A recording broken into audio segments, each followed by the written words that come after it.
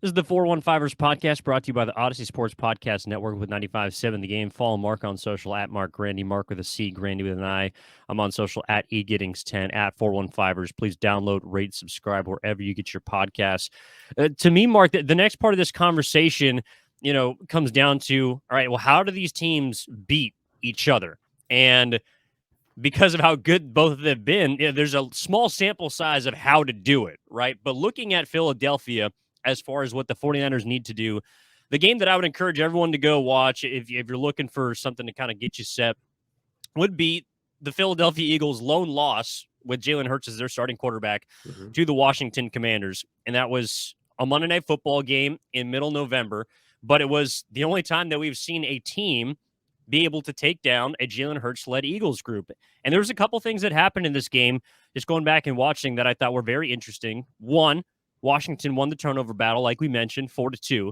But what they did, Mark, was control in dominating fashion the time of possession in that football game. I believe it was about 41 minutes to 19 that Washington had the ball to Philadelphia's 19. So what did they do? They ran the football, and it was a very effective attack, a balanced attack between Antonio Gibson, Brian Robinson Jr., other backs being able to kind of rotate in for the Washington Commanders. Taylor Heineke wasn't great in that football game if you just look at his stat line. I don't think he threw a touchdown. He turned over the football once. He was not amazing, and that's the whole point. Brock Purdy does not have to be amazing for the 49ers to beat the Eagles, but in my opinion, they have to be able to run the football well against Philadelphia, something they did not do in the first half against Dallas, something they did do well in the second half against the Cowboys. There needs to be more of what we saw in the final 30 minutes last weekend in Philly as opposed to the first 30 minutes. Otherwise, it could be curtains for San Francisco in its season.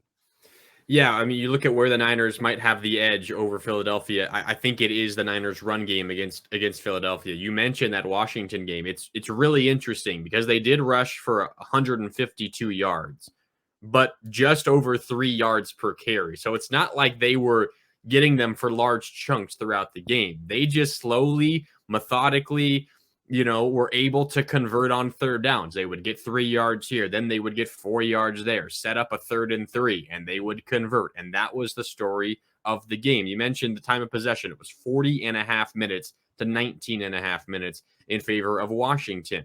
But what did Philadelphia do after that, Evan? They went out and they addressed their run defense. On Wednesday of that week, that was the Monday Night Football game on November 14th. On the following Wednesday, 2 days later, they go out and sign Linval Joseph. The day after that, on Thursday, the 17th, they go out and sign Ndamukong Suh, both of them coming off the street, but both of them big bodies they can throw in the middle of that defensive line and stop the run. And guess what? The run defense has improved since then. So with those two guys now added into the mix with an already incredible defensive line, I don't think there's quite as much of an opportunity for the 49ers to run between the tackles, Evan. I think this is a game for the 49ers to get McCaffrey and Deebo Samuel the ball out in space, in the flats, the quick pass game. We need to see Kyle Shanahan's creativity on display, getting the ball into his ball handler's hands, into his playmakers' hands. Again, McCaffrey and Deebo Samuel, not necessarily between the tackles, but out in space. Can they confuse this Eagles front, and can they use the speed of their playmakers to their advantage? I think that's the key matchup in this game, Evan, because the Eagles defense, not quite as quick and athletic, at least up front, as the as the Cowboys. Micah Parsons, an athletic freak, and he's going to dominate this league for years to come. He's incredible. Maybe you could say the Eagles front, Evan, is better overall, but they're not quite as quick. They can't control the edges as well as the Cowboys did. I think where the Niners have the biggest edge in this matchup is the speed of their offense on the outside. This is a game for Kyle Shanahan to flex his play calling genius. And if he can do that and get the ball to Deebo Samuel and Christian McCaffrey, I think the Niners have a great chance in this one. Well, it's got to be quick, and it's got to be early in drives. It's got to be on first down, because if they play from behind the sticks, and you mentioned Washington being able to chew up yards, there were 12 of 21 on third down in that football wild. game. So they were consistently okay with playing on third down. and they were able to convert against, again, the number one DVOA pass defense in the league consistently and more often than not. That's a tall task, but that's what it takes against both of these sides. I mean, Philadelphia has its work cut out for it as well. But if we're just looking at what the 49ers need to do, that's why also protecting Brock Purdy is important, because you mentioned the fact that it's going to be difficult to run between the tackles. I believe when Linval Joseph is in the game, they allow, I think it's 3.5 yards per carry. When he's not in the game, it's much closer to 5. But the thing about the Eagles' defensive line is much like San Francisco, they rotate about 8 dudes. So at least that's what they did against New York. And a lot of them played, 30, 35% of the snaps. So it's kind of a line change, to use a hockey term, as far as how they deploy their defensive line. The Niners sort of do so as well, being able to rotate a heavy mix of guys.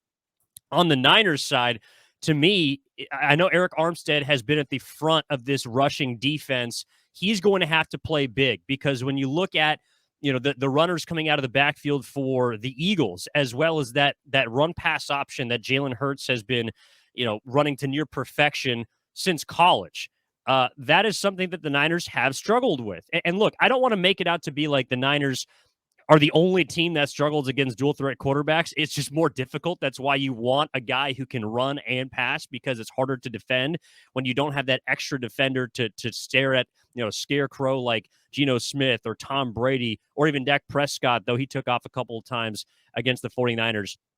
I think that Nick Bosa is going to have to play a lot better than he has in his first 2 playoff games of this postseason, because Mark, he has had at least a half sack in his first 6 playoff games. He has had none in each of his past 2. Now, they've been able to, use him as kind of a decoy, and they've been able to get other guys, Samson Ebukam, Charles Omenihu, and other players on that defensive line into the backfield. But unless Nick Bosa, in my opinion, has a big game, and unless Eric Armstead is able to not single-handedly, but be at the front of stopping that run defense, the offense for Philadelphia and that offensive line specifically, I think, is going to be able to get comfortable. So when we're talking about what they need to do early in the game, offensively, it would be take care of the football. It's convert on third downs. But then defensively, it's make sure that the Eagles do not establish their own running game, because then they can become dangerous. Yeah, I think that the biggest thing that should scare the 49ers in terms of the Philadelphia run game is Jalen Hurts. Miles Sanders has had a phenomenal year, a career-defining year, really, in every statistic you look at. He rushed for, I think, over 1,200 yards. He was double-digit touchdowns. He was incredible this year. He's a Pro Bowler over Christian McCaffrey. He was. Yeah, he had a fantastic season, and I'm not saying that McCaffrey didn't deserve it, but Miles Sanders also deserved a Pro Bowl nod. They probably both did. Unfortunately, only space for one, and voters probably got that one wrong, but that's a story for another day. I would agree. But I'm not so sure Miles Sanders worries the 49ers all that much. I think you put in any number of running backs in that position with that offense, with the threat of Jalen Hurts and their outside passing attack, and a lot of running backs can have similar success that Miles Sanders did. I'm not trying to take anything away from him, but I think the Niners, as they're focused on this Philadelphia run game, Evan, they are more worried about Jalen Hurts getting those chunk plays off script sometimes, and of course on script when it is designed quarterback runs, which we will see from Philadelphia. Again, Jalen Hurts ran the ball 9 times on Saturday or on Sunday against the Eagles, or against the Giants, excuse me. He ran it 9 times, and I think only a couple of them, maybe 3 of them, were off script. The others were designed quarterback runs for Jalen Hurts, or at least the decision was up to him. Maybe you hand it off, you keep it on a zone read, and you run yourself. So the Niners are worried about that, as opposed to Miles Sanders. I mean, it's a relatively normal run offense. It just works so well because of everything else around them. And you mentioned Lane Johnson, who's been battling through an injury. He played. I don't think he's 100%, but he will play again. Jason Kelce is incredible. He's on his way to being a Hall of Famer.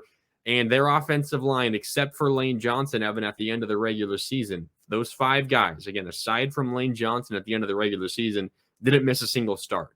So they've been together really this entire season, and they've been incredible. They're probably the best offensive line in the NFL, which all of that combined with Jalen Hurts and how dynamic he is, and A.J. Brown and Devontae Smith and their three headed attack at running back, it makes it a really tough offense to slow down. But if I had to pick one area of the run game the Niners should be most concerned with, it is Jalen Hurts, even though it's probably only going to be 6, 7, 8, 9, 10 carries. I think those carries are the biggest factor in this game offensively for Philadelphia.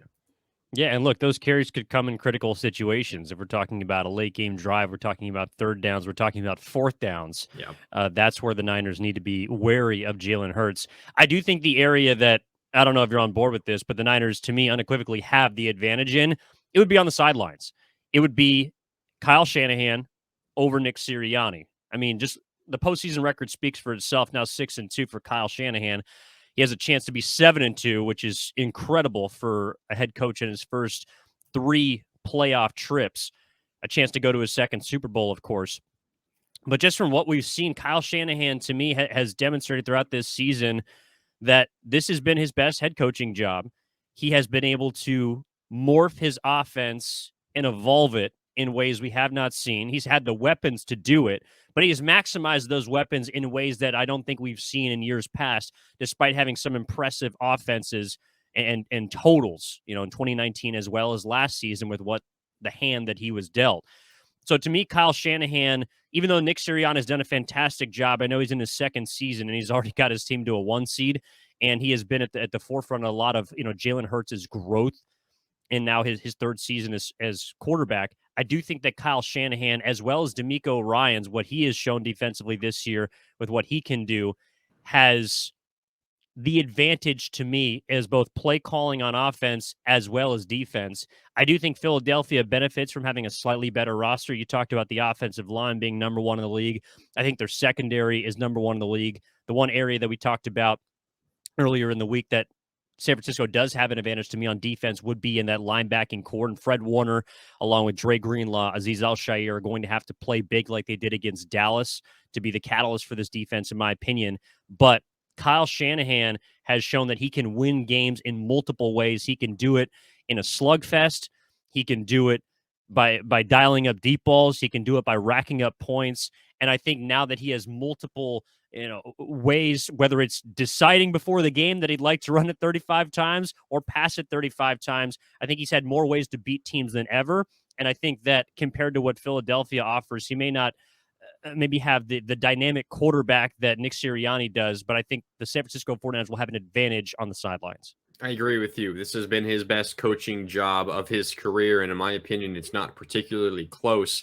I think if the 49ers win this game, Evan, I'll put it this way. Kyle Shanahan needs to have an elite Kyle Shanahan game for the Niners to win this game. If the Niners win, I think we'll look back and say Kyle Shanahan was on his game in this one. I think that's a gigantic piece of this game because, again, I think the way the Niners work offensively in this game is their creative short passing game that really works as an extension of their run game because of the pressure that Eagles defensive line can put on Brock Purdy, because of that elite secondary that Philadelphia has, the long developing deep throws, play action throws. I'm not sure those are going to work as well against this defense as they have in the past generally for the 49ers. So what does that mean? The offense needs to be creative. Kyle Shanahan needs to dive deep into his playbook and get the ball in the hands of Deebo Samuel and Christian McCaffrey. I think that's a really important piece.